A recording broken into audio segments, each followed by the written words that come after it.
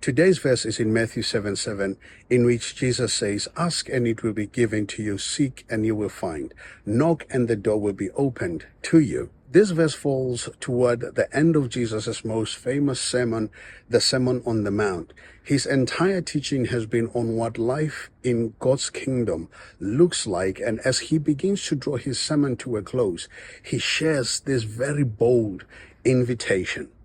If we are part of God's kingdom people, then we ask God for the things we need and he will respond. We can seek God's presence by his Holy Spirit and he will be with us. We can knock on the door of heaven in prayer and expect God to pay attention. Actually, more than that, to warmly welcome us in. Jesus is describing his attentive, powerful, and present Father, and we are invited to approach him with confidence. What an invitation. All we need to do to boldly live and pray in the Father's kingdom is to follow the will and the way of King Jesus and welcome the work of the Holy Spirit within us. As the Spirit shapes our thoughts and our desires to better reflect God's good will for our lives, then when we ask for something, we hear a resounding yes. And today is part of the Global Week of Prayer,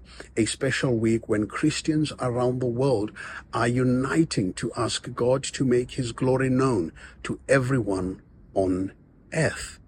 So today, let's accept Jesus' invitation to ask, seek, and to knock with confidence. Is there someone you know who wouldn't call themselves a Christian, but whom you are hoping will seek God and find him for themselves? So let us pause and ask God to open the door of faith to them, whether they are actively knocking or not. God bless.